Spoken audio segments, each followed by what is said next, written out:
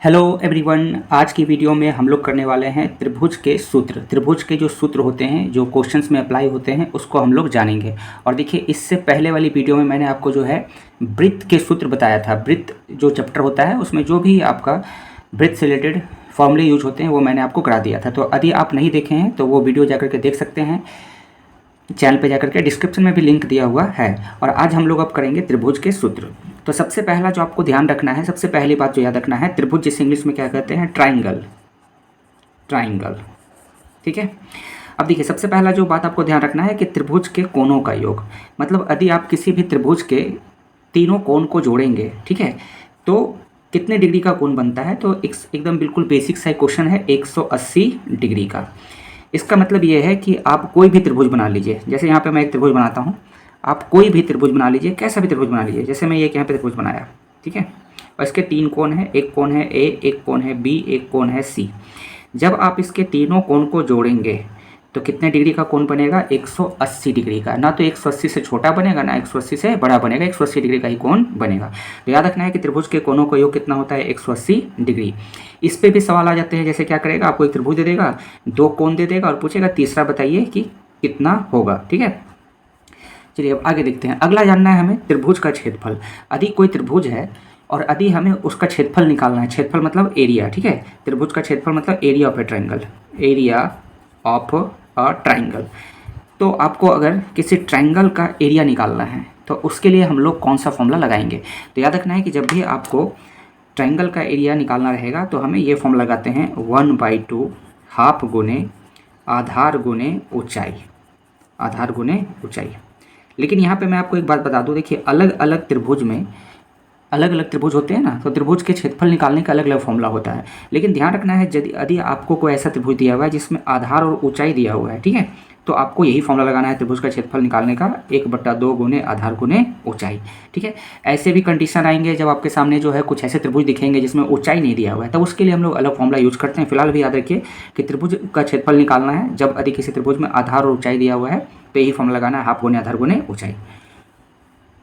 Next देखते हैं। अगला हमें निकालना है त्रिभुज का परिमाप। परिमाप मतलब पेरीमीटर। यदि हमें ट्राइंगल का पेरीमीटर निकालना है, पेरीमीटर ऑफ अ ट्राइंगल, ठीक है, ट्राइंगल, तो क्या करना है आपको, जो तीनों भुजा है ना उसे क्या करना है, जोड़ देना है, ठीक है। जब भी आपको त्रिभुज का परिमाप निकालना है तो क्या करेंगे, तीनों जो त्रिभुज का जो भुजा है उसे क्या करना है, जोड़ देना है। तो देखिए त्रिभुज का परिमाप जो है ये आपका हो जाएगा, यानी कि एक भुजा मान लीजिए ए है, दूसरा बी है और तीसरा सी है, तो इसको हम लोग तीनों को जोड़ देंगे, ए प्लस बी प्लस सी। जैसे इसको देखिए यहाँ पे एक हम त्रिभुज बनाते हैं। जैसे मैंने यहाँ पे एक त्रिभुज बनाया, ठीक है, ये एक त्रिभुज है, इसकी जो भुजा है ये वाला, इसको मान लेते हैं ए है, इसकी भुजा बी है, इसकी भुजा सी है। तो इसका परिमाप क्या होगा, परिमाप का मतलब होता है ये त्रिभुज की तीनों भुजा है ना, इसकी लंबाई को आपको जोड़ देना है। तो ये भुजा ए है, ये बी है, ये सी है, तो तीनों को जोड़ देंगे। अब देखिए क्या है कि त्रिभुज अलग अलग होता है। मान लीजिए कि समबाहु त्रिभुज रहता है, तो समबाहु त्रिभुज में क्या होता है, तीनों भुजा बराबर होता है, ठीक है, तब फिर त्रिभुज का परिमाप का जो सूत्र है वो चेंज हो जाता है, ठीक है। फिलहाल आपको ध्यान रखना है, अगर कोई ऐसा त्रिभुज दिया हुआ है जिसका तीनों भुजा अलग अलग है तो उसके लिए हम लोग जो है परिमाप निकालने का फॉर्मूला क्या बैठाएंगे, ए प्लस बी प्लस सी, ठीक है। आगे देखेंगे। नेक्स्ट हमें जानना है त्रिभुज का अर्ध परिमाप, ठीक है, अर्ध परिमाप। तो त्रिभुज का जो अर्ध परिमाप होता है इसको ध्यान रखना है, हम लोग एस से डिनोट करते हैं, ठीक है।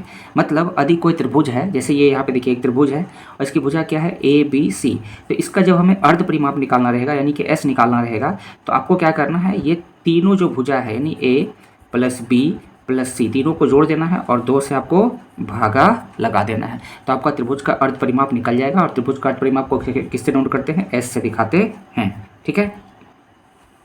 नेक्स्ट चलते हैं। अगला जो है ये बहुत ही इंपॉर्टेंट है, ठीक है, हेरोन का सूत्र। हेरोन का जो सूत्र है ये हम लोग जो है त्रिभुज के क्षेत्रफल को निकालने के लिए हम लोग इस्तेमाल करते हैं, ठीक है।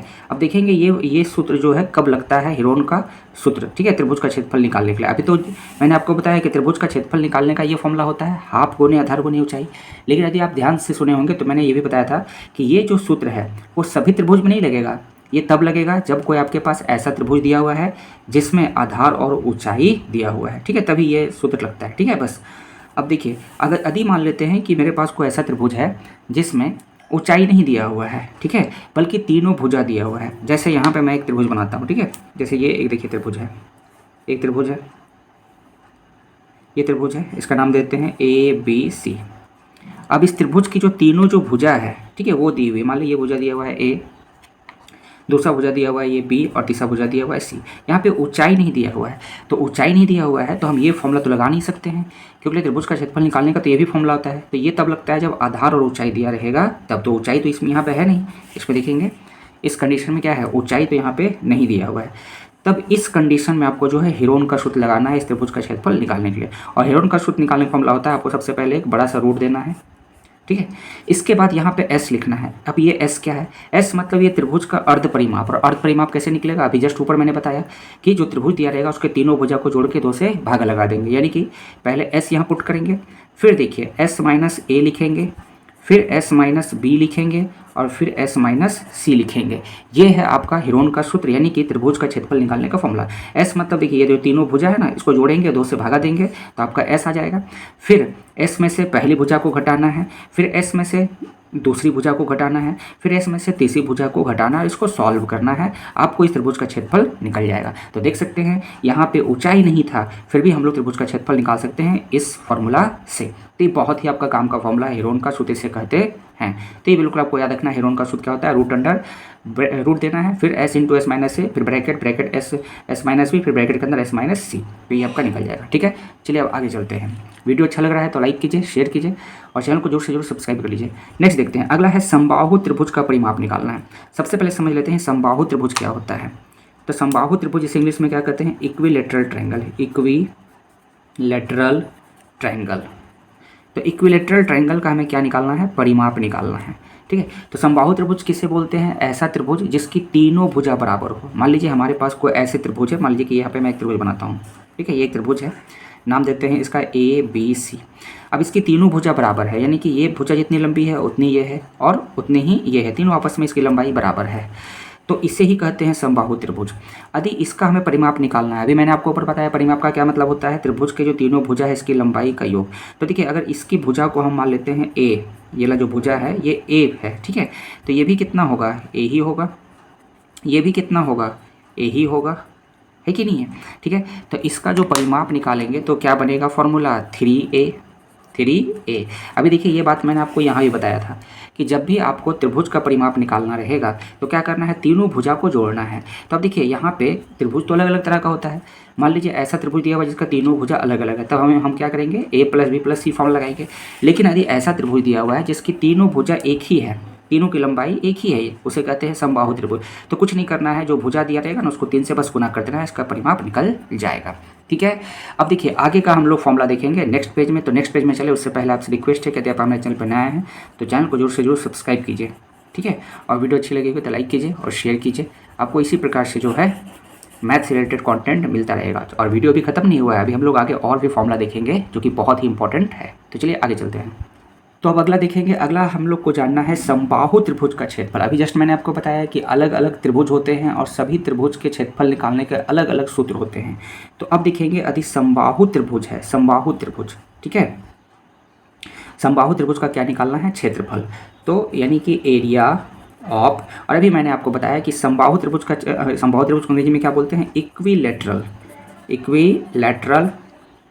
ट्रायंगल। तो यदि हमें किसी भी इक्विलेटरल ट्रायंगल का एरिया निकालना है, यानी समबाहु त्रिभुज का क्षेत्रफल निकालना है, तब हम क्या फॉर्मूला लगाएंगे, तब आपको फॉर्मूला लगाना है जाकर के रूट देना है, नीचे में 4 लिखना है, √3/4, और जो त्रिभुज की जो भुजा रहेगा ना उसका वर्ग कर देना है, यानी √3/4 गुने भुजा का वर्ग। ये सूत्र हम लोग लगाते हैं कब, जब हमें समबाहु त्रिभुज का क्षेत्रफल निकालना है। और समबाहु त्रिभुज आपको पता ही होगा, अभी जस्ट मैंने आपको पहले बताया कि समबाहु त्रिभुज क्या होता है, ऐसा त्रिभुज जिसकी सभी भुजा यानी कि तीनों भुजा आपस में क्या होती है, बराबर होती है लंबाई। मतलब ये भुजा की लंबाई A है तो ये भी A होगा, ये भी क्या होगा, A होगा। तो इसका यदि क्षेत्रफल निकालना है तो फॉर्मूला क्या लगाएंगे, √3/4 गुने भुजा का स्क्वायर। भुजा मतलब होता है ये लंबाई, तो ये दिया रहेगा आपका, बस इसको यहाँ पुट करना है, सॉल्व करना है, समबाहु त्रिभुज का क्षेत्रफल निकल जाएगा। आगे चलते हैं, अगला देखेंगे समकोण त्रिभुज का क्षेत्रफल निकालना है। समकोण त्रिभुज किसे कहते हैं, राइट एंगल ट्रायंगल, ठीक है, यानी राइट एंगल्ड ट्रायंगल, ठीक है, राइट एंगल ट्रायंगल। तो राइट एंगल ट्रायंगल का सबसे पहले देख लेते हैं फिगर। राइट एंगल ट्रायंगल कैसा होता है, कुछ इस प्रकार से होता है। देखिए 2 लाइन एक दूसरे पे बिल्कुल 90 डिग्री पर रहेगा, इस तरीके से। अगर कोई त्रिभुज आपको इस तरह से दिख रहा है, इसका नाम देते हैं एक्स वाई जेड। तो इसे ये देखिए यहाँ पे ये जो एक कोण है ये कितना होता है, समकोण त्रिभुज में एक कोण कितना होता है, 90 डिग्री का होता है, ठीक है। और पता होगा आपको, इसको कहते हैं हम लोग कर्ण। ये वाला समकोण त्रिभुज में जो त्रिभुज होते हैं उसको, ये वाला जो भुजा होता है इसको कर्ण कहते हैं, इसको आधार कहते हैं और इसको क्या कहते हैं, लंब कहते हैं। तो जब भी आपके सामने ऐसा त्रिभुज दिखे, ठीक है, यानी इसे क्या कहते हैं, समकोण त्रिभुज। तो इसका जब सूत्र निकालना रहेगा तो आपको फॉर्मूला बैठाना है 1/2 1/2 गुने आधार गुने ऊंचाई, ये सूत्र लगाना है, ठीक है। हाफ आधार यानी इसका वैल्यू पुट करना है और लंबाई ऊंचाई मतलब इसका वैल्यू यहाँ पे पुट करना है, बस आपको इसका क्षेत्रफल निकल जाएगा। नेक्स्ट देखते हैं, अगला हम लोग जानेंगे समकोण त्रिभुज का कर्ण हमें निकालना है। कर्ण किसे कहते हैं, मान लीजिए देखिए आपके सामने कोई समकोण त्रिभुज दिया हुआ है, ठीक है। अब इसमें क्या करेगा, ये आपको लंब दे देगा, आधार दे देगा और बोलेगा ये कर्ण निकालिए। तो कर्ण निकालने का सूत्र होता है, आपको रूट देना है, ठीक है। देखिए कर्ण को हम लोग जो है याद रखें हाइपोटेनियस बोलते हैं, तो इसको एच से भी नोट कर सकते हैं। इसको लंब को परपेंडिकुलर बोलते हैं और आधार को बेस बोलते हैं यानी बी बोलते हैं, ठीक है। तो हमें निकालना है ये वाला वैल्यू, तो ये दोनों आपको दिया रहेगा, तो आपको क्या करना है, रूट देना है। और ये जो लंब रहेगा ना, लंब इसका क्या करना है, वर्ग करना है। और ये जो आधार दिया रहेगा इसका भी वर्ग करना है और दोनों को क्या करना है, जोड़ देना है, ठीक है, जोड़ देना है। और इसका जो है आपको वर्गमूल निकाल देना है, वही हो जाएगा आपका कर्ण, ठीक है। समकोण त्रिभुज का कर्ण निकालना है तो ये फॉर्मूला आपको लगाना है। चलिए अब आगे चलते हैं। अब देखिए ये 10th नंबर जो आ चुका है, ये जल्दी इसका जो फॉर्मूला जो है लोगों को याद नहीं रहता है कि समद्विबाहु त्रिभुज, लोग एक ही बस सूत्र जानते हैं कि त्रिभुज का क्षेत्रफल निकालने का फॉर्मूला क्या होता है, हाफ गुने आधार गुने ऊंचाई। ये वाला जनरली लोग सूत्र याद रखते हैं, हाफ गुने आधार गुने ऊंचाई।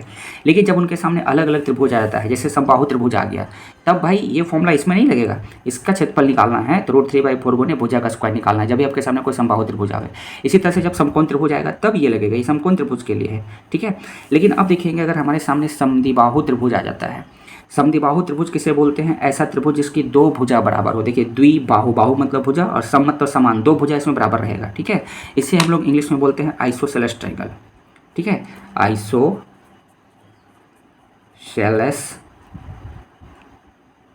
ट्रायंगल, ठीक है, आइसोसेलेस ट्रायंगल। अब देखिए जैसे कि इसका जब भी आपको समद्विबाहु त्रिभुज का क्षेत्रफल निकालना रहेगा, जैसे मान लीजिए यहाँ पे हम लोग समद्विबाहु त्रिभुज पहले बना लेते हैं। ये मान लीजिए यहाँ पे मैं एक समद्विबाहु त्रिभुज बना रहा हूँ, तो इसमें क्या होता है कि दो भुजा बराबर होगा, ये दोनों भुजा बराबर होगा, सेम होगा और ये अलग होगा इसकी लंबाई, ठीक है। तो हम लोग मान लेते हैं कि इसकी भुजा की लंबाई जो है a है, ये वाला भुजा a है तो ये भी a होगा, लेकिन ये तो अलग होगा ना, तो इसको नाम देते हैं b, ठीक।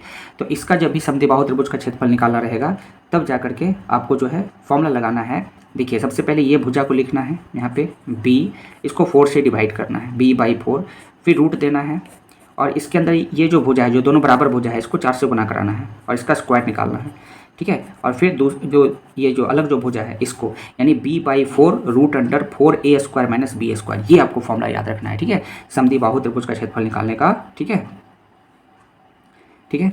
चलिए अब आगे देखते हैं। नेक्स्ट और लास्ट जो है इस वीडियो को हम लोग देखेंगे त्रिभुज का बाह्य कोण। ये क्या है भाई, त्रिभुज का बाह्य कोण।